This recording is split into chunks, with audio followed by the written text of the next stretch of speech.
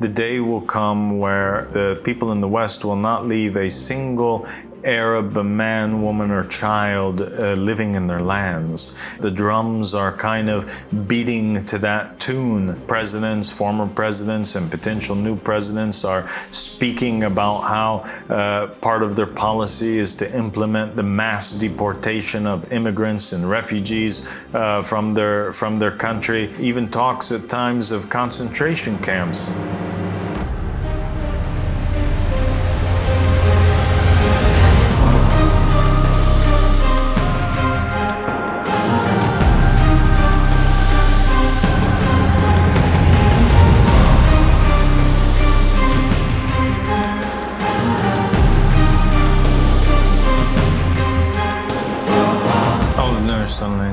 بسم الله الرحمن الرحيم اللهم صل على محمد وآل محمد الإمام المهديين وسلم تسليما السلام عليكم ورحمة الله وبركاته. My dear sister Janetta. Good to have you here. Great to have you here too, al-Sadiq. It's an honor.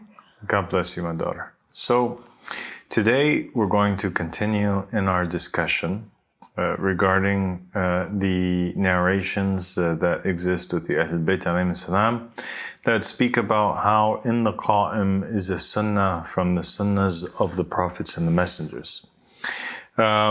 This group of narrations are important because they give us insight into some of the things that will occur during the da'wah of the Qaim, and it draws upon the repetition of particular events that take place in the da'wahs of the previous prophets and messengers, or the calls of the previous prophets and messengers. And so we spoke in the previous episodes about how the Qaim has a sunnah, something which parallels the da'wah of Noah. We spoke about how he has that which parallels the da'wah of Job, and we spoke about other prophets and messengers. And today we will speak about Moses. So the hadith says, and in the Qaim is a sunnah from the sunnahs of Moses. And then it says, as for the sunnah of Moses, he's fearful and he's looking, watching, as if he's looking over his shoulders or watching. So he's afraid and he's watching. He's fearful in anticipation. This is what the narration says. And the Arabic term that it uses for this particular narration is khaif yataraqqab. Okay?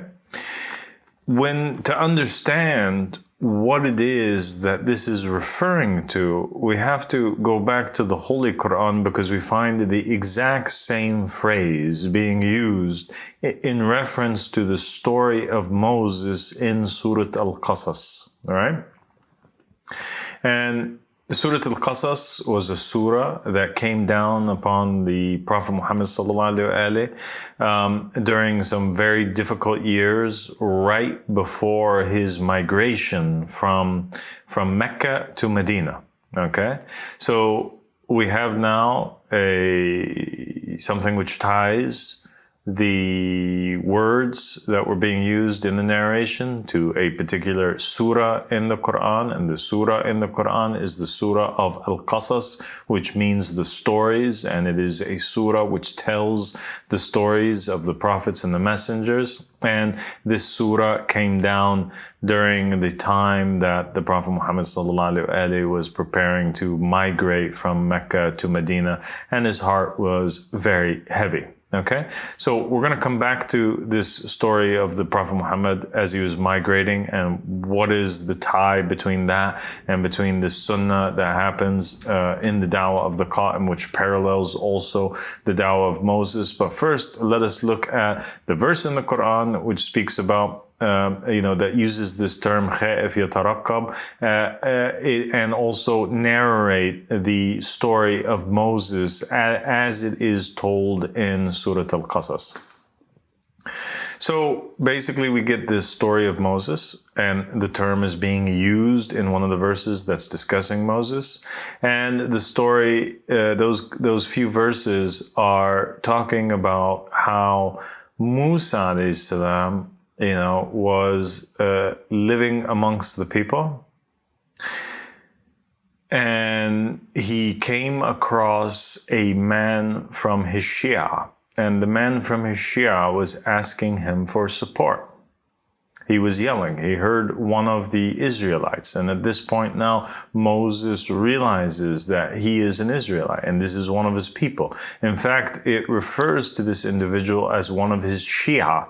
So that means that Moses at that time had established a call. He had established a dawah. He was calling people towards his message, but in secret, right? Because he's still in Egypt. This is before he goes to Midian.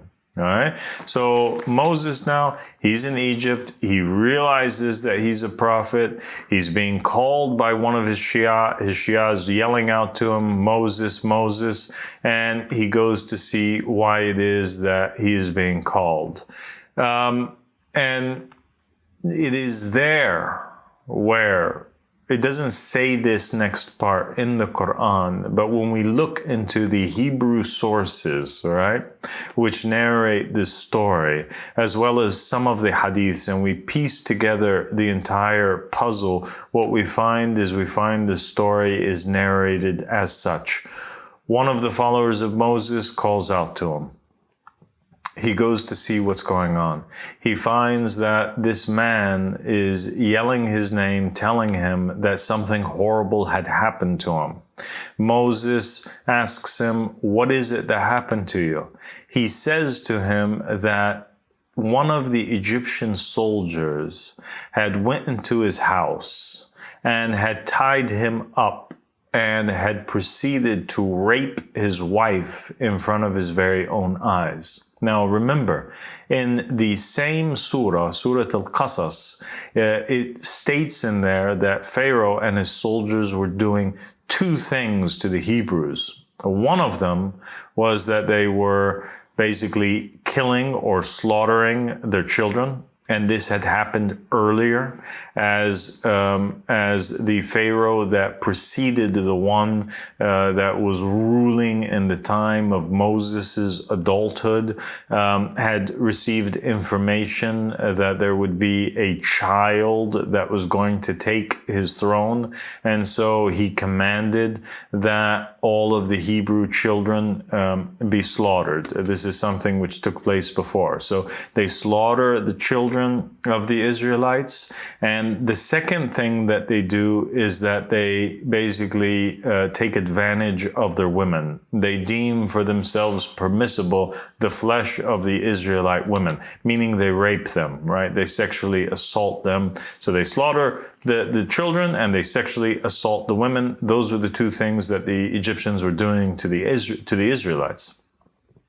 And so now in this story, during Moses' adulthood, he's encountering one of his followers and his followers telling him that the Egyptians had raped his woman in front of his own eyes, right? And so he was freaking out. Moses was extremely infuriated when he heard this news. And so he went forth and he proceeded to strike the Egyptian who was guilty of this crime. And this resulted in the death of the Egyptian soldier. And Moses ended up covering his body with the sand in order to, hide what took place. And then he went forward in his day-to-day life. The next day, though, he ends up hearing the same man who was crying for his help before, crying for his help again. And there was a very big problem. So he goes to the man and he says, what's going on? And he tells him, Moses, I need you to save me again. What's going on? What's going on is that now there are others that want to kill me. Who wants to kill you? The family of my wife wants to kill me. What had happened? Well, according to the Hebrew law, the Jewish law, the Abrahamic law, if a Jew, right, or one of the children of Abraham was married to a woman, if this woman had slept with or had sexual intercourse with another man in any way, shape, or form, whether she was divorced and she ended up sleeping with somebody else or she cheated on her husband, it was never permissible for the husband to ever get back with her. So if the wife had ever been with a man other than her husband, it was as if she was soiled. It was as if she was, she had become impure, and she was no longer ever allowed to be, with her husband again. And so the man, the husband of the raped woman, in order that he uphold the laws of God, he said to his wife after the incident of the rape, now you have been raped. Another man has fallen upon you. There is no way. It is impermissible that I ever gather with you again in the bed. You are no longer halal for me. You're no longer kosher. You're no longer permissible for me. I cannot be with you anymore. And this caused her to go into a fit of rage and fury. She was so upset. She said to the husband, what are you even talking about? I didn't cheat on you. We didn't divorce. This happened against my own will. You didn't protect me. I was raped, for God's sake. Well, they disagreed. She thought that the law didn't apply. He thought that the law did apply. And she ended up crying her heart out, and she ran back to her family members and she complained about her husband, and she told them about all which had happened. Her family members, infuriated, they came down and they began to fight with the husband. And they said, what are you talking about? What are you trying to do? Ruin the reputation of our family? You're trying to throw out your wife. You're trying to rid yourself of the responsibilities which you had when you're the one that didn't even protect her against. It would have been more honorable for you to die, protecting your wife from rape, than what you did just standing by. And then at the same time, you want to throw our sister out, our daughter out, onto the earth. This will never happen. We're going to kill you. Okay? And so Moses ended up going with the man after hearing this tragic story, and he went forward to try to make peace between the Israelites, these Hebrews, the family of his wife, and the husband who had initially come forward to seek Moses' help. When they all gathered together, as they saw Moses approaching from a distance alongside with the husband, one of the family members of the wife yelled out, and he said to Moses, what are you coming for? Are you coming here to kill us like you killed the Egyptian yesterday? And so when he heard those words, fear entered into the heart of Moses, because he knew now that the event that had taken place, which he thought nobody knew about except for him and perhaps the man who was from his Shia who complained to him, he realized that this secret was not kept, and that there had been a lot of talking and telling, and that the rumor had gone out. And now he knew and realized that he was being threatened publicly by the family of this woman, and that means that basically they could go at any moment and tell Pharaoh and his government about Moses. In fact, they might perceive that Moses is trying to kill them, so out of fear they would go and they would seek Pharaoh and his army's assistance against Moses. And so it became a very dangerous situation for Moses, and Moses instantly withdraws from the scene. He says that this is a work of the devil. And he goes forward, and from that moment on, he is fearful, and he's kind of in anticipation, waiting for the soldiers to begin to come after him, or Pharaoh to look for him, which is in fact exactly what ends up happening. The rumor ends up spreading all over Egypt, and the Pharaoh hears that Moses had committed this act. And so you have this interesting twist of events in the story, where it's like Moses, in a deed where he's actually trying to serve his people and trying to help his people by committing this act and attacking the Egyptians, he's actually betrayed by his own people. And his people are the ones that inform the authorities against him and send the police of Pharaoh against him and the soldiers to look for him. And they're the ones that alert the people about Moses' doings.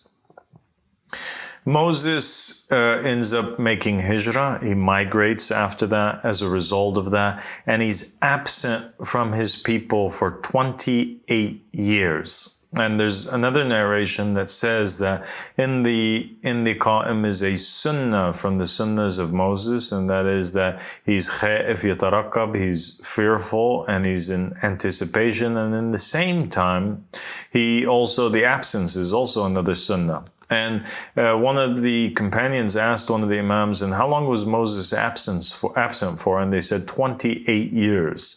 Moses had gone to Midian, and that's where he met Jethro, or Shu'aib alayhi salam, and he marries his daughter and he establishes a life there before eventually returning back to the Israelites. And there's also other narrations that state that basically Moses, when he had committed the act of the murder of the Egyptian, that he was 40 years old, and he went absent for another 40 years. And when he crossed the Red Sea and led the Israelites out of there, he was 80 years old. And then he remained an additional 40 years with them in the desert of Sinai, in the Tih, or walking around, wandering around, the great wandering of the Israelites. And he passes away at the age of 120 years old. Nonetheless, so we have this amazing story that took place, and we'll stop there because the story of Moses is incredibly long, and it is that part that we wanted to highlight for the sake of the narration which we're speaking about today. And so we have this interesting situation. Narrations have stated that the same condition repeated itself in the time of Muhammad sallallahu alaihi wasallam, the Prophet, that the Prophet Muhammad also was fearful and in anticipation, and he was watching over his shoulder, expecting death. And this was during the time right before he migrates from Mecca to Medina. And that God had brought down these verses reminding him of the story of Moses in order to bring comfort to his heart because of that which he was going through. The Quraysh, at the people that were in Mecca at the time, had now caught wind of the da'wah of the Prophet Muhammad sallallahu alaihi wasallam. They were making accusations against him, not accusations that he was murdering anybody like they did with Moses. But the sunnah was in the fear and anticipation and looking over the shoulders. They were accusing him of other things, of being a fraudster, of being a thief, of stealing people's monies, of being a person who was trying to lead a coup d'etat in the city, of somebody who was using mind control, and poetry in order to brainwash the youth of the area, of somebody who was trying to lead a revolt amongst the slaves. So they were accusing him nonetheless of particular crimes, and they were conspiring to murder him. And so the Prophet Muhammad had to do what Moses did, and that was essentially he had to rise up and he had to take the believers that were with him and take his family, and they had to migrate from Mecca to Medina. So you have now this idea of the words khaif yatarakab, fearful and in anticipation, being tied with an act of migration which follows after it, both in the stories of Moses and the story of Muhammad sallallahu alaihi wasallam. And so when we find these words being repeated with the Qaim and saying that the Qaim will have a sunnah from the sunnahs of Moses, and that is that he's khaif yatarakab, then that basically means that the main things that occurred in both the da'was of Moses and Muhammad would probably occur in regards to the Qaim. And that is what? And that is that he would be possibly turned in by his people, his own Shia, or people that he thought were his Shia, but are actually works of the devil. These people that end up betraying him, people like the family of the wife, or like the person from a Shia who had a big mouth, who was exposing what Moses did and spreading the rumor around.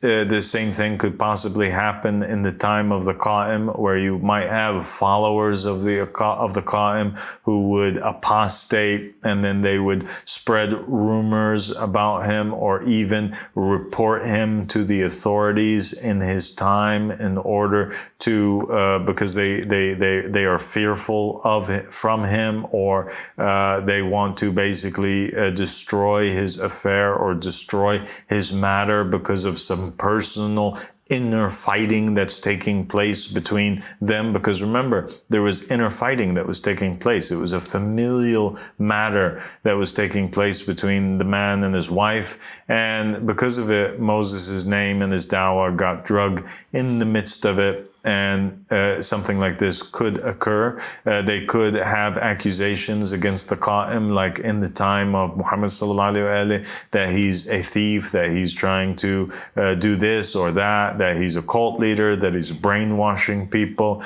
And all of these things could result in the end in the Qaim migrating along with his community, perhaps once, perhaps several times, from one country to another country, in order that he may be left in peace, or that he may also practice his religion freely.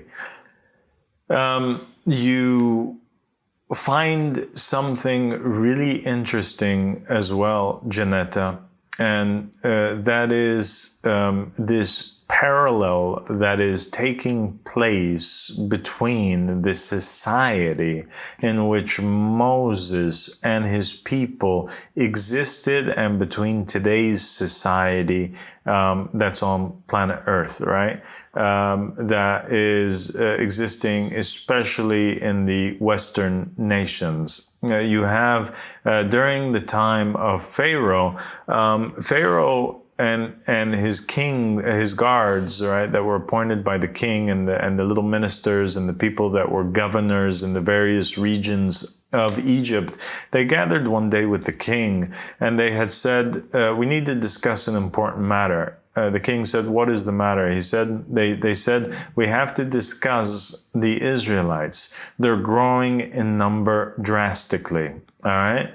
So here you have a situation where you have the authorities, the government in ancient Egypt, afraid about the refugees, the migrants that had come to settle in their country. And they were afraid because of the fact that they were growing rapidly, and they had their own language, and they had their own culture and their own religion. You find the exact same thing taking place today in the West, whether it's in America or it's in the European countries or Australia or New Zealand. You have this imminent fear that the governments have, and the rise of the far right because they are all in fear of the increase of the migrant population in their countries. Who also have their own culture, because most of them are Muslim, right? And come from Muslim lands. They have their own culture, they have their own religion, and they have their own kind of little societies and own language. And they have lots of children, unlike the populations in the West. You might have many families in the West, like Sweden, for example. It's totally normal for a woman and a man to get married and not have kids at all, or that they have a child or two at a much later age. Well, you have these Arabs and these Muslims, they're getting married, they're having big families, they have lots of children, they're sticking to their own culture. You have in Germany, you have a Turkish Muslim population, which is huge. Now you have an Iraqi and Syrian population, which is huge. They're all Muslim. They all have their own culture, their own language, their own traditions. They have many babies. The same things happening in the UK, and you even have these riots that have taken place recently as a result of that. And so you have the same thing taking place in the West as you once did in ancient Egypt. And so the government of ancient Egypt, they gathered together and they said, what are we going to do about this? So they came up with a conspiracy. They said, what we're going to do is we are going to tell the people that we need workers, okay? And we're going to rally everybody in the land. We're going to make a great call and call everybody to work to build the great city of Ramses and other cities in ancient Egypt. And once we get volunteers who will come forward and build these cities in exchange for wage, right? We will withdraw slowly the Egyptian population, and we will enslave the Hebrew population and force them to work without wage. We will busy them. And by busying them from that which it is that they are busying them with work, we will take them away from their wives, and they will not have a chance to have any more children. All right. And so there was a conspiracy against the Hebrews to make their populations decrease in number, right? And to eventually enslave them. Well, we find also that in these Western nations, we have that they've made similar conspiracies to control the Muslim populations in their country, but through other ways. They utilize the social services, and they utilize the different programs that they have to force the adults to go into these language and cultural lessons in order that they may strip them of their identity and of their language, and they allow the police forces and pass laws like they passed in Sweden, which basically state that if there is a child who wants access to social media or wants to have a phone and the parent doesn't allow them to have social media or access to their phone, that this parent could be jailed just for the mere prohibiting them from their own child from accessing a phone or social media.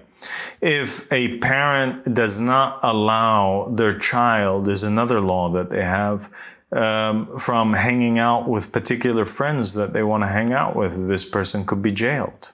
The parents could be jailed. They pass laws that state that if a parent doesn't want their child to have sexual intercourse or prevents the child from having sexual intercourse in high school or in junior high, that this parent could be deemed abusive and could be jailed, or their children taken away from them. And you find that social media is filled with videos where the social services comes in and they do exactly that. They break up the homes of the gypsies, they break up the homes of the Arabs and the Muslims, they take the children away, they brainwash them. That is the modern day pharaonic conspiracy that the Western nations have against the Arabs in order to destroy their populations.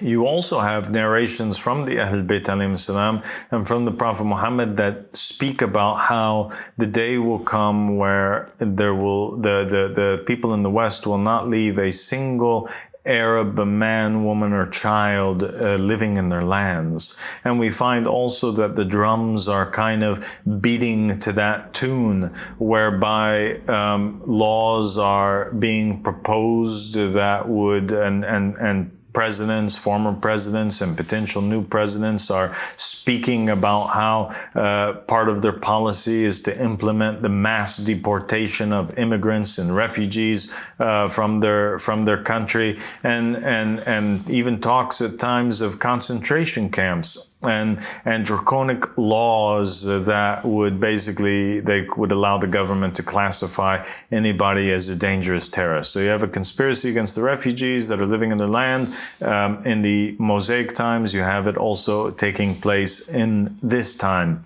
And so in the Dawah of the Qaim, you have this sunnah that repeats itself, where you have, unfortunately, former followers of the faith that turn against the Qaim at different times, and they attempt to utilize the pharaonic forces against him, and you find the police making unnecessary raids or doing other things against them during their time in Sweden or in other countries that they were in, for example. Or it might happen also in the future, and the goal of this is always one, and that is the destruction of the modern day Moses, the Qaim in his time and his community, and in order that he may